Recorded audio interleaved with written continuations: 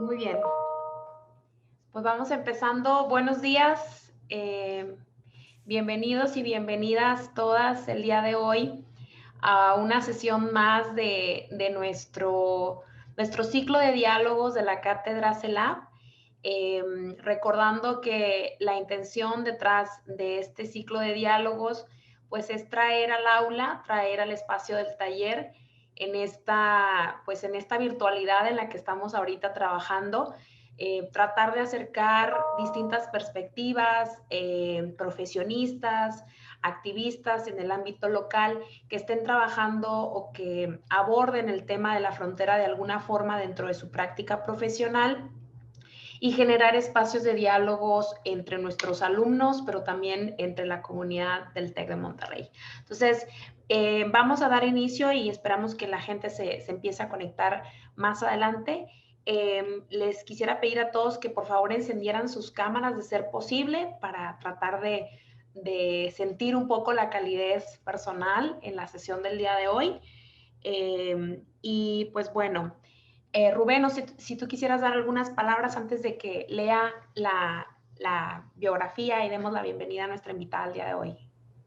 No, adelante, Nelida. Gracias a todas y todos por acompañarnos y muchas gracias, Carolina, por tu tiempo.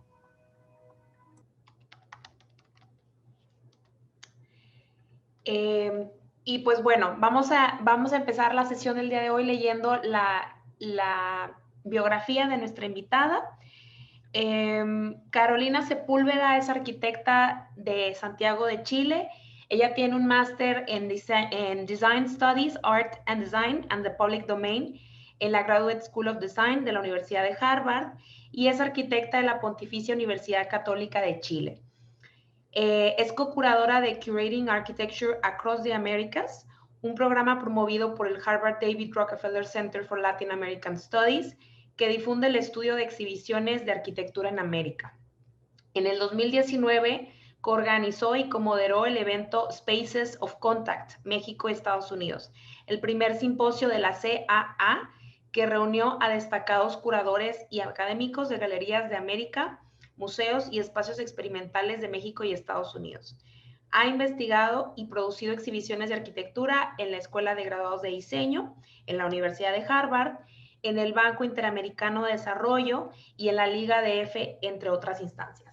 Y pues estamos muy contentos y muy honrados de tener el día de hoy a Carolina. Llegamos con ella gracias también a los eventos del David Rockefeller Center, al trabajo que estuviste haciendo dentro de tu maestría, Carolina, en la tesis, y Diane Davis, también ahí el equipo del Rockefeller Center que nos contactó contigo. Y pues la verdad es que esta cátedra que hemos estado dando ya llevamos 2 años, cumplimos 2 años en mayo de estar trabajando en distintos estudios en ciudades fronterizas. El primer año estuvimos en Nuevo Laredo y Laredo, Texas. Este segundo año estamos trabajando en Matamoros, Brownsville. Y hemos definido dentro del marco de las temáticas que tienen que ver con pues un manejo más sustentable de los recursos, con un trabajo o la búsqueda de un hábitat humano más congruente con lo que sucede en el entorno. Para este semestre en específico hemos tomado el tema de las ciudades del cuidado, que obviamente también es a raíz de las reflexiones que nos ha traído la pandemia y que han visibilizado las inequidades. Entonces, sabemos que la pandemia ha acrecentado las inequidades, sobre todo en los más vulnerables. Entonces, el día de hoy, pues queremos conocer tu trabajo que se ha enfocado en los procesos migratorios, específicamente desde el punto de vista de las mujeres. Y bueno, también dialogar un poquito al final con nuestros estudiantes que están ahorita también terminando su proyecto de investigación y conocer tu experiencia al respecto de, bueno, cómo sintetizar todo este trabajo tan profundo y tan rico en un proyecto, cómo hacer esa transición. Eso también nos interesa mucho en la clase y nos gustará escuchar mucho de ti. Bueno, pues muchas gracias, Carolina, y el espacio es tuyo. Bienvenida nuevamente. Muchas gracias, Nélida, Rubén. Muchas gracias de nuevo por la invitación. Es una oportunidad también bastante buena para mí presentarles el proyecto a ustedes, sobre todo para recibir comentarios de personas en el fondo que habitan estos territorios de los que yo estoy hablando. Voy a partir, bueno, este proyecto, Sacred Woman, o Mujeres Sagradas en español, fue mi proyecto de investigación de tesis en la Universidad de Harvard, como estaba diciendo Nélida, y parte de una intención mía de juntar muchas temáticas que son de mi interés y que fui descubriendo a medida que de mis estudios, y que eran más allá de las disciplinas de las que yo venía, que son la arquitectura, y que también en el fondo apuntan a temas de género, territoriales, políticos, legales, etc. Entonces, este proyecto es un poco un resumen de las temáticas que a mí como arquitecta me gustan, y sobre todo poder expandir de alguna manera el campo de la arquitectura que de alguna forma tiende a verse como bastante unilateral o de un solo fin, y creo que este proyecto resume bien esos intereses y esas navegaciones y oportunidades que también tiene la disciplina de la arquitectura y el diseño en poder conjugar y de alguna manera nutrirse de muchas otras problemáticas.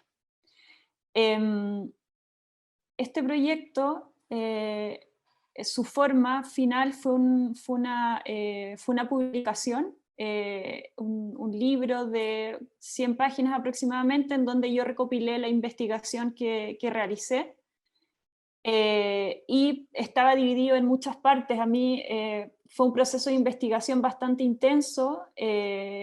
Los arquitectos tal vez no solemos hacer tanta investigación, pero me encontré con mucha información y mucho material que yo encontraba muy necesario de abordar.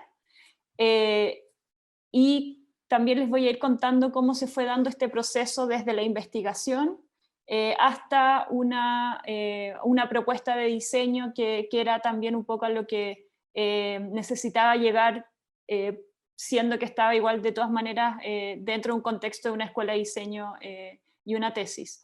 Este libro tiene distintas entradas, está compuesto por un ensayo principal, por varias cartografías en las que traté de poner y dar y ejemplificar en el fondo todos los temas que estaba trabajando, y también tiene una sección de un lexicon, que es el que ven a mano derecha, en donde es otra manera, otra entrada que yo encontré para, en el fondo, resumir y contar todos los hallazgos y todas las, en el fondo, todas las terminologías, en el fondo, que juegan y forman parte también de este territorio que es el migratorio. Por ejemplo, hay palabras de todo tipo, desde aspectos legales, territoriales, políticos, actas, reglamentos, etc. Y para comenzar un poco la presentación que les voy a hacer, el contexto en el que parto esta investigación es el año 2019, en donde un sinfín de noticias respecto a la condición migratoria que está ocurriendo, sobre todo en la frontera sur de Estados Unidos con México. Y a pesar de que la migración desde México a Estados Unidos ha disminuido en los últimos años, el número de migrantes de Centroamérica ha aumentado.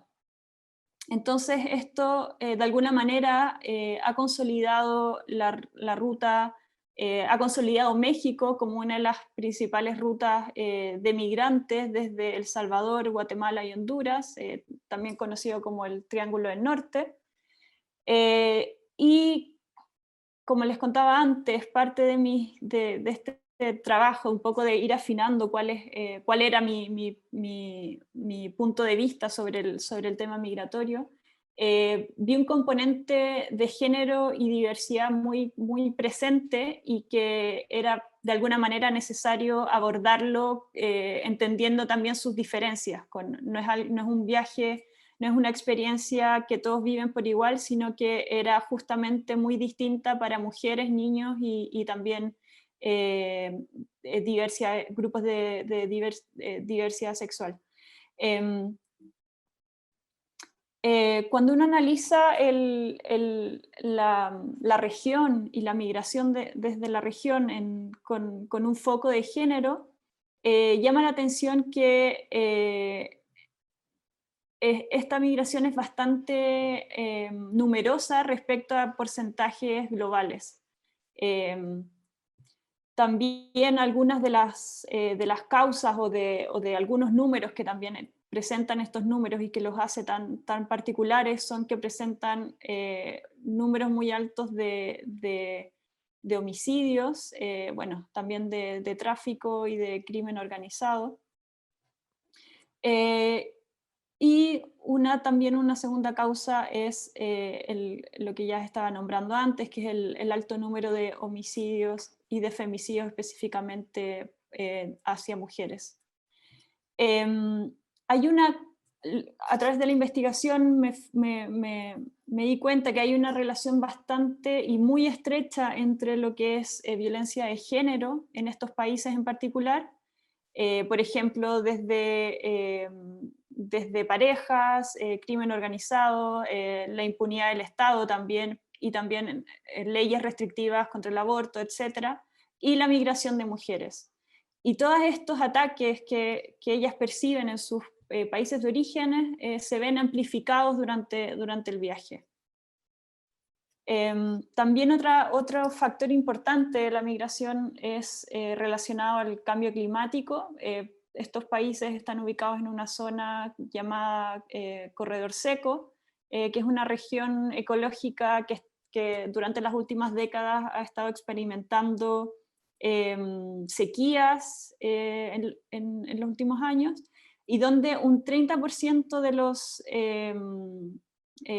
hogares de migrantes han dicho como razón a su causa de migración el tema de acceso a la producción de alimentos como una de las causas. Partir enfocándome en entender un poco el contexto del Triángulo del Norte, y mi intención era también entender este flujo o este movimiento del cuerpo y cómo este movimiento migratorio iba de alguna manera dando a conocer una cierta infraestructura que en este capítulo le llamo el viaje.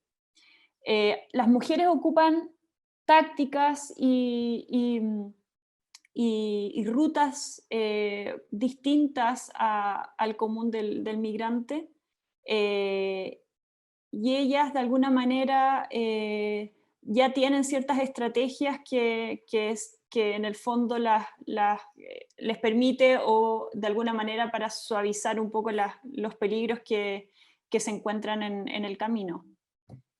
También han habido un montón de una serie de leyes y de programas de seguridad transnacional que se han implementado en los últimos años entre Estados Unidos, pero también con los países, en coordinación con los países de Centroamérica, por ejemplo, como el Mérida Initiative, que se introdujo en 2017 para militarizar el borde de México Sur, y una manera de restringir en el fondo el ingreso de migrantes hacia México antes de que puedan llegar a la frontera norte.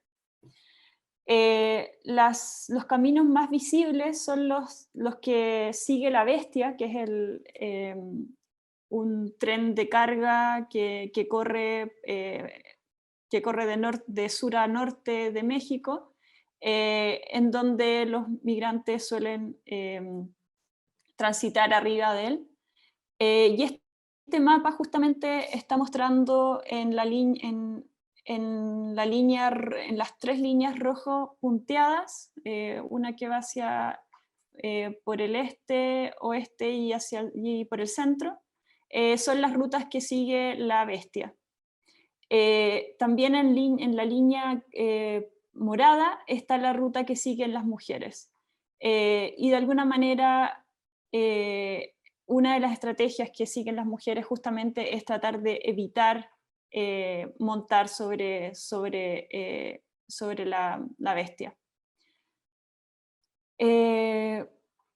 Como les contaba, para reducir los peligros, las mujeres tienen diversas estrategias que de alguna manera no las previenen de sufrir asaltos o abusos, pero al menos las reduce. Y cuando digo que viajan de manera más clandestina, es que ellas tratan, por ejemplo, y tienen de alguna manera han tejido redes transnacionales de solidaridad para planear y ejecutar sus viajes, escogen rutas alternativas a la Bestia, procesan documentación falsa, prefieren, o en los casos en que es posible, prefieren alojarse en hoteles en vez de shelters o de refugios para migrantes, y también contratan los servicios de coyotes o smugglers. También hay un componente muy importante que a mí me parecía necesario, más que necesario resaltar, que era esta solidaridad que se tejía entre mujeres y que de alguna manera hacía posible el tránsito de ellas sobre el territorio. Uno de los ejemplos son las patronas de Guanajuato, que hace varios años ya ellas cocinan y entregan alimentos a las personas que van transitando por arriba de la Bestia. A pesar de todas estas precauciones, 6 de 10 mujeres y niñas experimentan algún tipo de violencia a lo largo de la ruta. Y de alguna manera yo, al tratar de trazar y de entender el tránsito de las mujeres y sus estrategias, mi investigación de alguna manera denuncia una violencia masculina que proviene desde el Estado, y que se traduce en distintas maneras, y que está presente en esta arquitectura que yo le llamo la arquitectura de la migración, que también es un legado del colonialismo. Una parte de la investigación justamente apunta a identificar la arquitectura que compone este paisaje migratorio, al que yo llamo que básicamente es una arquitectura informal que aparece solamente o es visto solamente para aquellos que lo transitan, que permanece la mayor parte del tiempo oculto, que son todas estas tipologías muchas veces que son transitorias, como las carpas que han aparecido en el borde con Estados Unidos. Y parte de la investigación justamente es armar una categorización,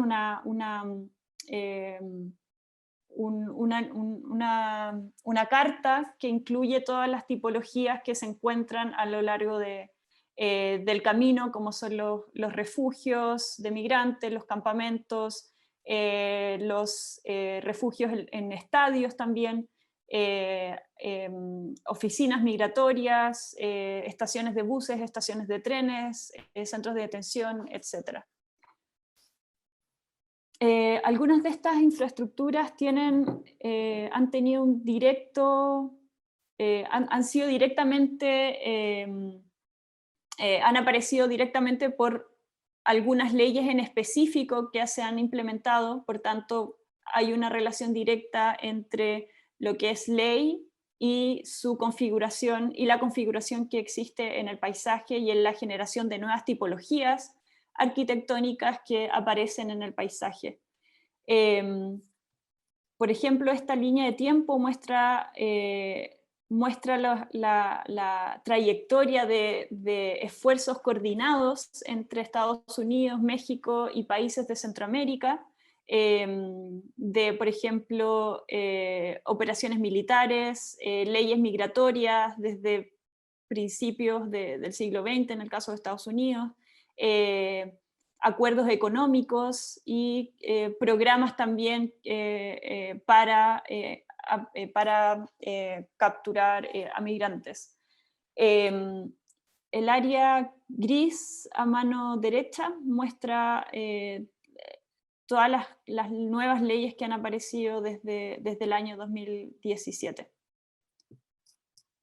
También parte de la investigación era como repensar qué elementos sirven para identificar todas estas como fuerzas externas o elementos que terminan impactando en el paisaje y en el territorio.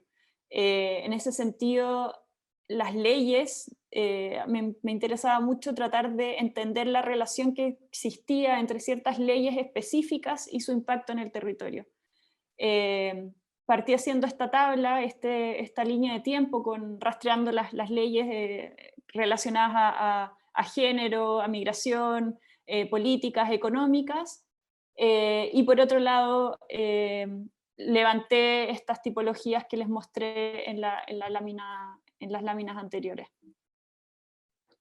Algunas de las leyes obviamente son conocidas por muchos, por ejemplo, la política que promulgó Estados Unidos para permanecer en México, también ataques a ciudades santuario de Estados Unidos, deportaciones masivas, etc. Y muchas de estas leyes, como les contaba, han tenido un impacto directo en la generación de infraestructuras de migración sumamente violentas que han aparecido en el borde de México con Estados Unidos. Este mapa, por ejemplo, muestra la cantidad de aprehensiones de migrantes en distintas estaciones del borde. Por ejemplo, el círculo rojo claro, el más grande, es del 2018, y el que se muestra con una línea, no sé si lo alcanzan a ver, pero el que está hacia el interior es del 2018, y la grande es del 2019, para que vean la relación de cómo han aumentado las detenciones.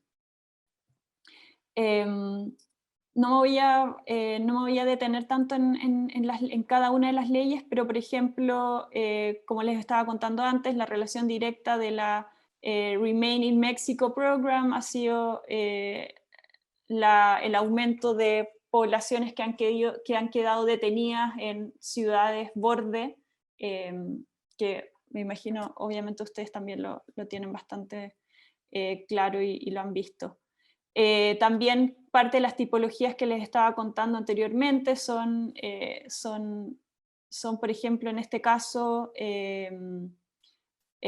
son carpas legales o carpas en donde se hacen juicios que han aparecido y que tienen una apariencia bastante temporal, que también se levantan para, qué sé yo, de matrimonios, pero en este caso son sitios que se han establecido y que se han construido en territorio de Estados Unidos, o sea, del Homeland Security, en donde no hay acceso. Entonces la generación de estas tipologías es sumamente problemática porque de alguna manera se encuentra en un territorio un poco que en el fondo no queda fuera, no puede acceder a la opinión pública, o quedan como terrenos protegidos en donde uno no sabe bien qué ocurre.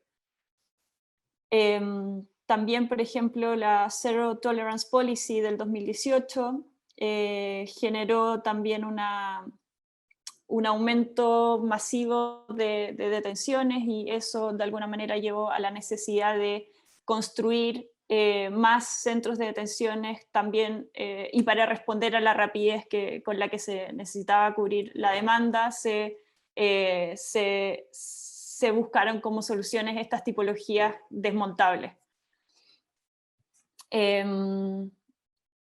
Otros ejemplos de infraestructuras que han aparecido en el borde, que me parece algo muy interesante de estudiar, sobre todo desde la arquitectura y el territorio, pero también infraestructuras que son reutilizadas, en el caso como del estadio, que pasa a ser también un refugio, y también espacios que son transitados por migrantes, pero que muchas veces quedan ocultos en la ciudad, y de alguna manera son safe spaces o lugares seguros para ellos.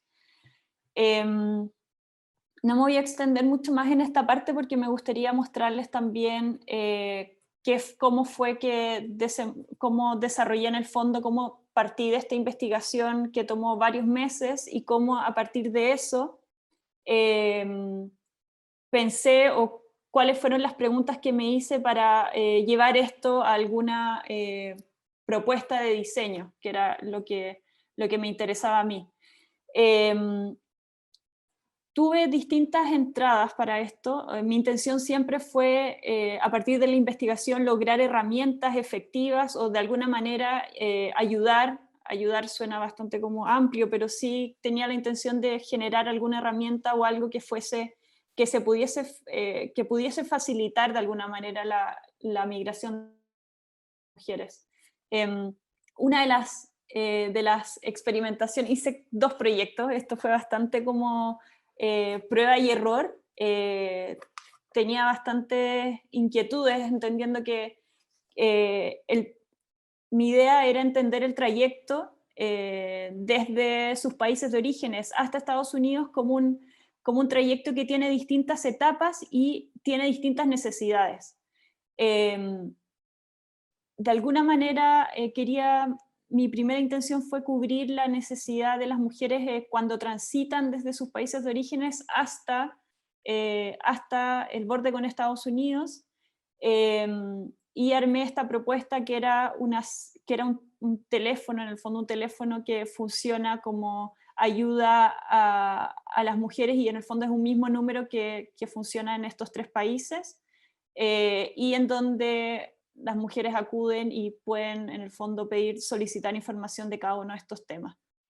Este hotline, la idea era en el fondo que fuera alimentado por NGOs y por activistas, entendiendo que existe toda una red de apoyo que existe, pero de alguna manera está desarticulada e invisible a las mujeres, o invisible a las personas que lo necesitan.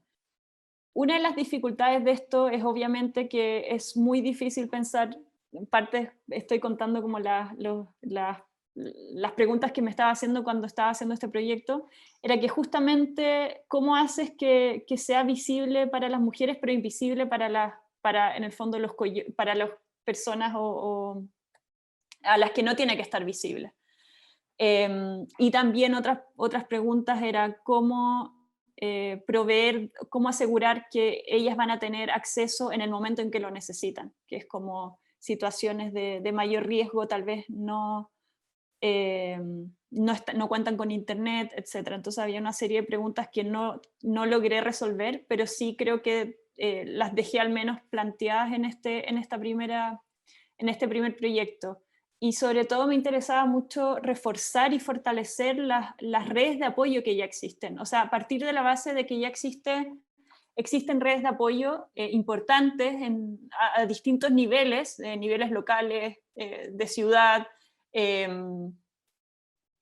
también de gobernanza local y también internacionales, y cómo podíamos en el fondo articular esta relación y generar una red de fortalecimiento, una red de ayuda para las mujeres.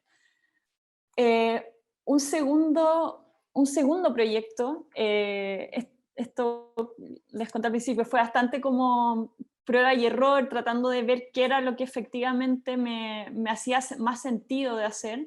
Y también, aparte de hacer esta investigación y como tratar de dar una respuesta al viaje migratorio a través de México, me interesaba mucho entender y ver y tratar de ayudar a las mujeres cuando ya lograban llegar a Estados Unidos. Y para eso, bueno, yo estaba en ese tiempo estaba viviendo en Boston y me junté con abogados de ACLU, que es una organización importante de derechos humanos hacia migrantes, etc. Y lo acompañé a muchas reuniones y tuve la oportunidad de conversar con él como para realmente entender las necesidades de las mujeres cuando llegan a Estados Unidos, que son completamente distintas a cuando están migrando y están empezando el viaje, etc. Entonces la pregunta que me hice era, ¿cómo podemos facilitar y entregar información necesaria y útil para que las mujeres puedan reasentarse y en el fondo reasentarse cuando llegan a Estados Unidos? Hay un montón de información que me contó el abogado, que los migrantes cuando llegan no tienen ni idea. Por ejemplo, cuando son liberados de centros de detenciones o son dejados en estaciones de buses, no saben cómo continuar el viaje, no saben cómo localizar a sus familiares, tampoco saben cómo continuar su propio proceso para regularizarse, etc. Hay una serie de necesidades educativas, de empoderamiento y de derechos que era necesaria transmitir. Entonces este segundo proyecto es un set de cartas, son 30 cartas que toman diosas latinoamericanas de culturas ancestrales de todos estos países, y de alguna manera proveen cierta información necesaria de servicios legales, de salud, educación, etc., en donde cada una de las cartas representa una diosa. Son 3 colores, por tanto, 3 temas, y el lenguaje de la carta, bueno, estas están en inglés, pero obviamente la intención es que fueran en español. Pero cada una de las diosas en el fondo tiene un consejo. La carta, en el fondo, el set es un juego más lúdico, pero tiene una contraparte que es más informativa. Esta es un poco la intención, en el fondo de la carta. Puedes escoger una carta y a través del juego, de alguna manera, enseñar o tratar de entregar cierta información necesaria que sea de utilidad. Otra de las cosas aprendizajes que tuve o que me ayudó a ver el abogado de ACLU fue justamente que el tipo de material que se utiliza desde las organizaciones es bastante árido y muchas veces estaba en inglés. Entonces había un conflicto y había una necesidad muy grande de generar información que realmente fuera entendida por un lado, o sea, en un lenguaje simple, pero también atractiva. O sea, no porque sea información legal tenía que ser un panfleto solamente con texto, etc. Entonces el material que existe o que pude revisar era muy difícil de digerir y de entender.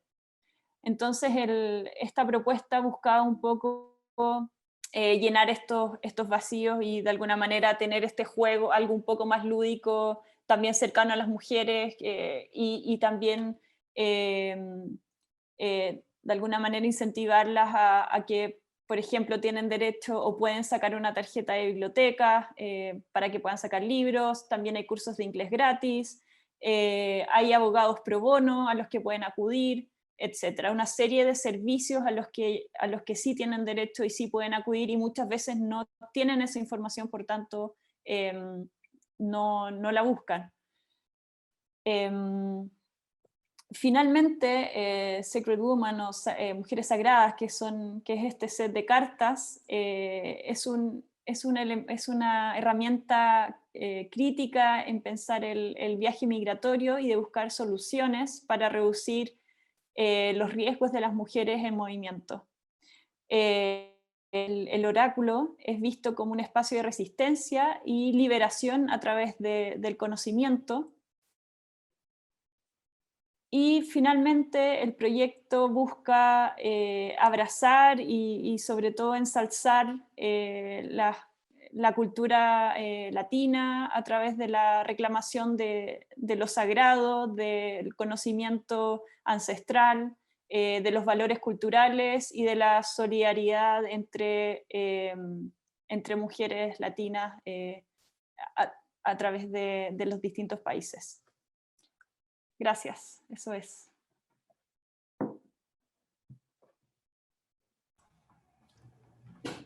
Muchas gracias, Carolina. Gracias por la presentación. Pues es la verdad un trabajo muy completo y muchas felicidades. También se ve que hay muchas horas de investigación desde la computadora, pero también en campo, en entrevistas. Es una combinación de distintos métodos que al final me parece bien interesante, porque muchas veces estamos clavados con que tenemos que hacer soluciones edificatorias. Y esta condición de la migración, pues su característica principal es el movimiento, son seres humanos en movimiento. Entonces, también como la pregunta de diseño puede resolverse o puede desenvolverse desde algo tan lúdico, tan pedagógico, tan humano y tan cercano, para de entrada entender dónde estás, qué puedes hacer, con una solución bastante inmediata, y que también además apoya la actividad que tú nos decías de estas redes de apoyo que ya existen. Entonces, pues muchas felicidades por el trabajo y muchas gracias por compartirlo con nosotros el día de hoy. Pues empezamos las preguntas, si les parece bien. Tenemos todavía algunos minutos. Nos vamos a organizar para trabajar para las preguntas, si les parece bien. Si quisieran levantar la mano y hacer la pregunta verbalmente, les pediría que aquí en Zoom levanten su mano, o si no, nos la pueden enviar al chat y también se las podemos leer las preguntas a Carolina. A mí me gustaría empezar, Nelida, si puedo. Sí, adelante, Rubén. Muchas gracias por la presentación, Carolina. Muy reveladora también para nosotros en los temas que estamos trabajando de migración. Y mi pregunta, muchas veces en migración nos enfocamos en el origen y en el destino. Y el trayecto es una parte que dejamos fuera de la narrativa. Y me gustó mucho que fue el enfoque de tu investigación. Yo quería saber, por ejemplo, si tienes pensado expandir o qué encontraste de las personas y las mujeres que no logran cruzar, que también ese es un gran tema para el taller y para los retos que tenemos como país. Entiendo que el tema de este set de información funciona mucho con la esperanza de llegar a Estados Unidos, pero hay una gran cantidad, y lo estamos experimentando mucho en ciudades como Monterrey. Hay una gran cantidad de migrantes que se quedan en el camino. Entonces, no sé si tienes alguna reflexión de ese tema. Sí, o sea, eso es un tema, de hecho, que tuve que enfrentarme varias veces, como comprender que todos los trayectos eran muy distintos y todos tenían muchas veces distintos fines, y en ese sentido claramente es un problema y no lo abordé, pero sí creo que debiese de alguna manera abordarse, es totalmente presente. No sé, yo creo que también sigue faltando mucha información en todos los tramos del viaje. O sea, no solamente cuando llegan, sino que justamente cuando ya están tal vez no pueden acceder también sigue faltando información de todo tipo, y es algo que me lo encontré en todas las etapas. Entonces, ¿cuál es el formato de esa entrega de información? Creo que es bastante, puede ser bastante iluminador de preguntarse como que, cuál es la información que sería necesaria transmitir. También en el fondo pensar que se están generando como estos como ciudades temporales, también desde la disciplina de la arquitectura creo que también podemos entregar respuestas, o sea, más allá de la información, como qué infraestructuras son las necesarias, pero también cómo estamos de alguna manera sin necesidad de estar precarizando la infraestructura que hacemos, o sea, como precarizar las vidas de ellos a través de la generación de infraestructuras temporales. Creo que son dos preguntas bastante como, ¿qué es lo que habría que hacer en ese caso? Creo que es primero la pregunta que habría que hacerse, y no sé.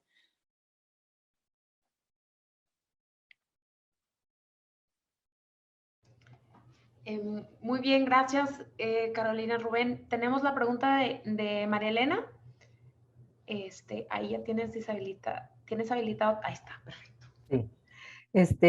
Bueno, pues agradecer mucho a Nélida y a Rubén por estos espacios de traer a ponentes tan pues inspiradores como Carolina. Realmente tengo que confesar que me conmovió muchísimo tu presentación, sobre todo por visualizar pues este infierno, ¿no? Que van viviendo desde sus ciudades de origen, el caso de Honduras, Guatemala, El Salvador, que pues no tienen opción, o sea, tienen que, ¿qué está viviendo la mujer para tener que pasar por este infierno? Porque yo creo que México no es, pasar la frontera de Guatemala a México no es llegar al paraíso, o sea, es entrar a una puerta al infierno con una cantidad de abusos y maltratos.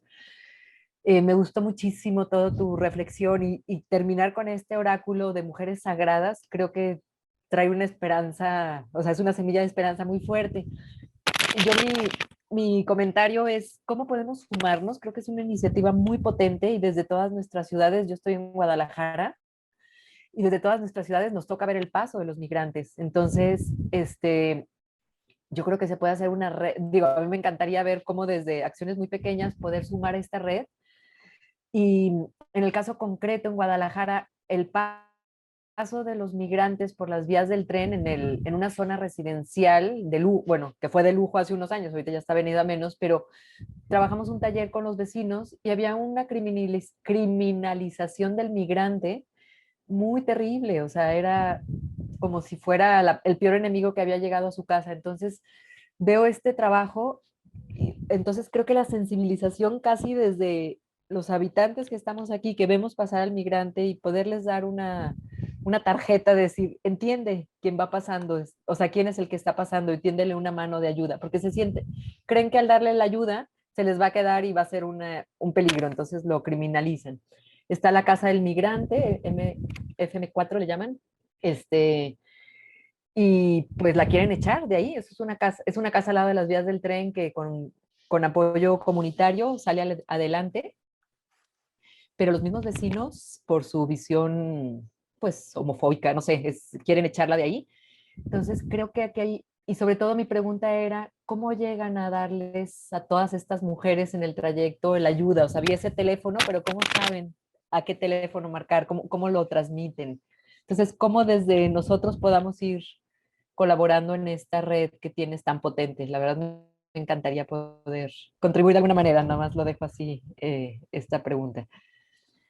Yo creo que si resolvemos esa pregunta podríamos hacer un gran proyecto. No lo sé, pensé muchas maneras que podrían ser posibles, pero creo que lo planteé en la presentación, que era cómo hacemos visible este número a las mujeres que realmente lo necesitan, y mantenerlo escondido en el fondo a las personas que no tienen que saberlo. Y creo que eso es una constante en el trayecto de la mujer migrante, sobre todo, como transitar esta informalidad o esta ciudad como oculta, como navegar oculta, pero siempre con la necesidad de acceder a los servicios que son parte de la red y de la ciudad. Entonces, hay una cosa también muy potente y que ya existe, que es o sea, muchas mujeres de hecho saben que hay ciertas mujeres que hospedan a mujeres, por ejemplo. Entonces ya hay una red bastante invisible de soporte, que la pregunta es cómo se accede a ella para fortalecerla sin romperla, o sea sin hacerla visible. Y la verdad no sé, o sea, por ejemplo, se podría pensar que las mujeres desde que parten, me imagino que también hay grupos locales de activistas que pueden entregarle, no sé, como una posta, como, no sé, este es el número, cuando llegues a Guadalajara, vas a esta casa, esta mujer te puede proteger, que es un poco como una distopía media, no sé, pero es como una red de apoyo que creo que podría potencializarse, pero yo creo que la misma gracia es que justamente es invisible.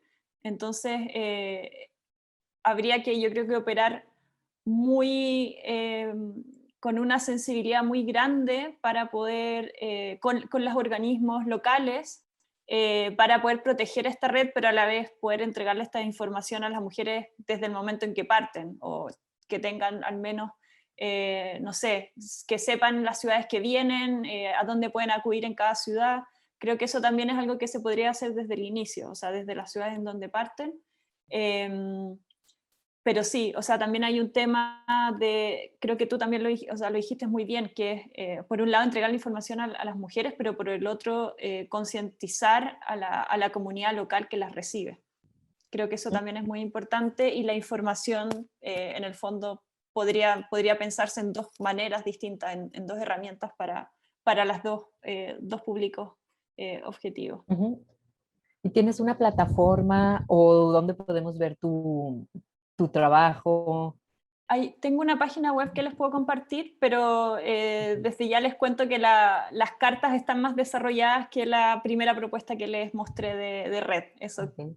fue más una propuesta para la tesis, pero no la seguí desarrollando. Hice sí un levantamiento de organizaciones locales en todos estos países, por tanto está esa información, pero no la pasé al siguiente nivel como de ejecución. Gracias y felicidades, ¿eh? Un trabajo extraordinario, muy conmovedor. Gracias, muchas gracias.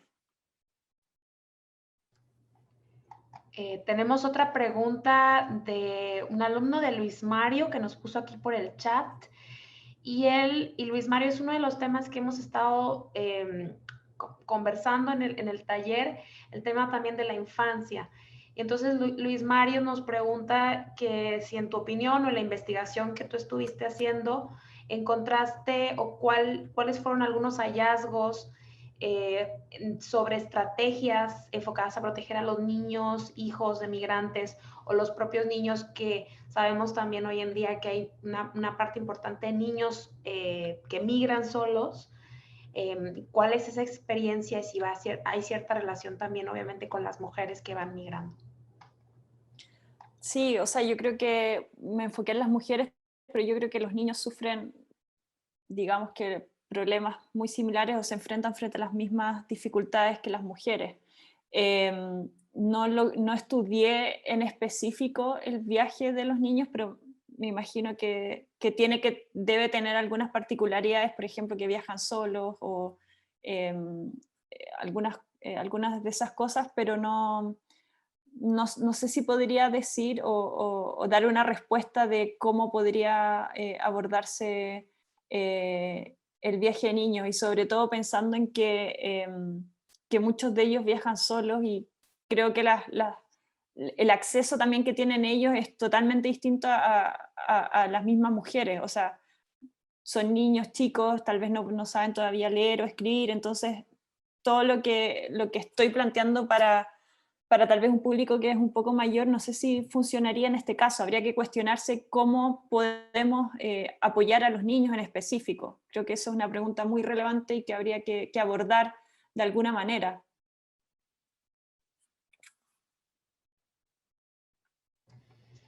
Muchas gracias. Tenemos también una pregunta de Andrea Garza, y ella quisiera saber más sobre el proceso de crear las cartas.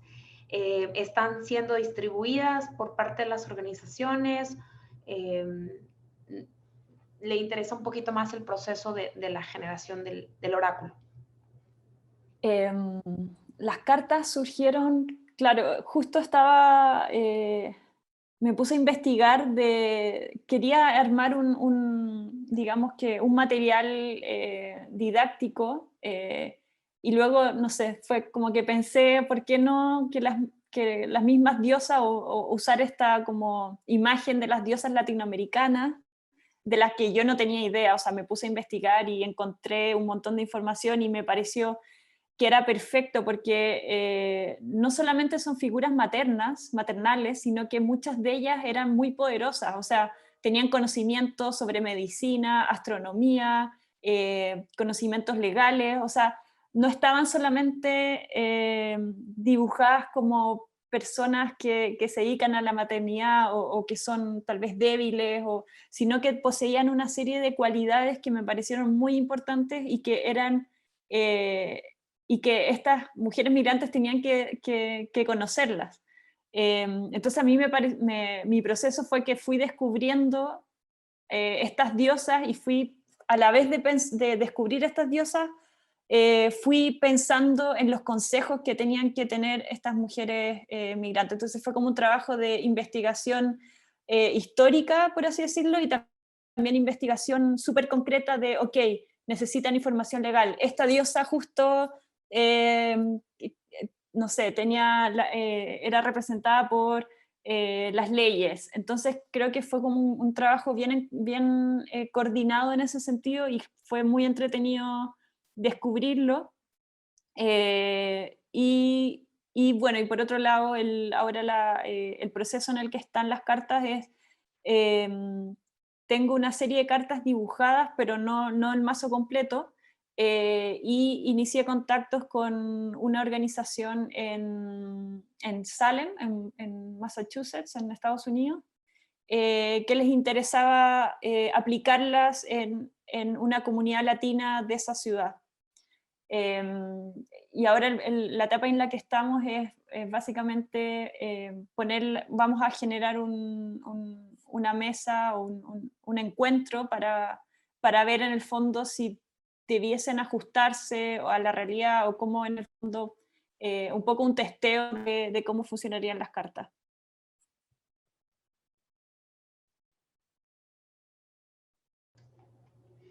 Muchas gracias. Pues tenemos un espacio para una pregunta más. Si alguien más tiene alguna pregunta, nos la puede hacer por el chat o levantar la mano. Y bueno, yo quisiera aprovechar, Carolina, para preguntarte qué aprendiste, qué aportó este proyecto a o sea, personalmente y práctica, porque a veces es bien difícil como arquitecta desligar lo que uno aprende, la cantidad de información magnífica que uno puede aprender gracias al trabajo que tiene, pero también de la experiencia de vida personal. ¿Qué aprendiste? ¿Qué reflexiones te dio este proyecto? ¿Cómo quisieras llevarlo más adelante? ¿O es algo que se queda ahí? O que quisiera que nos platicaras un poquito de esa experiencia, cómo lo quieres llevar, qué aprendiste. Sí, súper buena pregunta. De hecho, o sea, en este mismo proceso creo que fui definiendo ciertas cosas que a mí me interesaban en lo personal, que lo mencioné, habían ciertas temáticas que yo quería investigar e incluir en este trabajo. Y por otro lado está toda esta como herramientas que ya tenemos como arquitectos o diseñadores. Entonces, básicamente, creo que el desarrollo de una metodología de investigación fue algo que aprendí, que en el fondo que fue bastante como riguroso. Y creo que es súper, cuando uno investiga, creo que esa información es demasiado relevante y que muchas veces la desechamos cuando pasamos al proceso de diseño.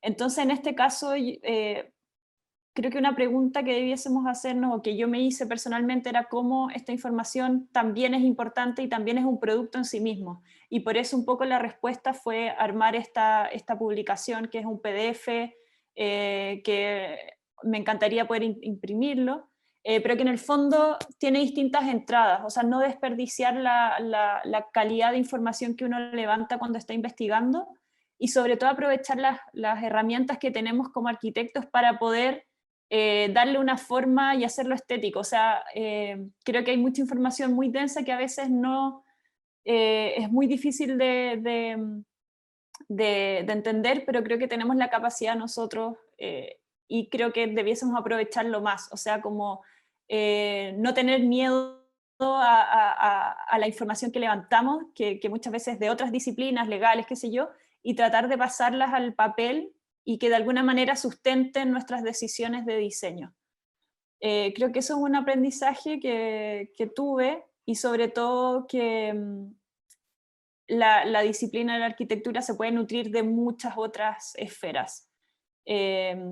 O sea, en mi estudio claro, o sea, yo estudié el tránsito, pero siempre me interesaba mucho que estuviera la perspectiva de género presente, y cómo esas dos cosas podían conjugarse en también entender el territorio. O sea, finalmente el territorio que transitan las mujeres es un territorio completamente al que transitan los hombres o niños, etc. Entonces, ¿cómo son esas diferencias y cómo nosotros desde lo que ya sabemos podemos hacer estas diferencias y estudiar y comprender en el fondo ir en detalle y profundizar en este tipo de arquitectura? Creo que esas dos cosas son los mayores aprendizajes.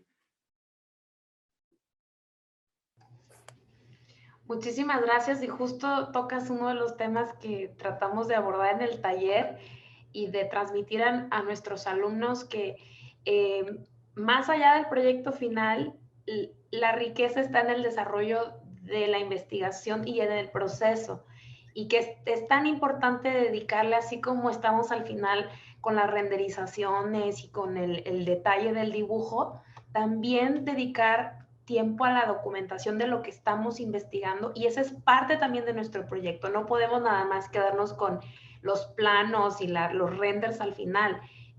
Toda la información que generamos da sustento a nuestro proyecto y es parte central de lo que estamos proponiendo. Entonces, pues te agradecemos muchísimo. Ya son las 11, entonces ya para respetar los tiempos de todos, damos cierre a la conversación de hoy, pero les vamos a compartir también la liga que tú nos acabas de pasar para conocer un poco más de tu proyecto. Y pues muchísimas gracias, Carolina, por presentarnos el día de hoy tu trabajo. Muchas gracias, Rubén. Gracias, Nélida, y a todos los que estuvieron presentes también.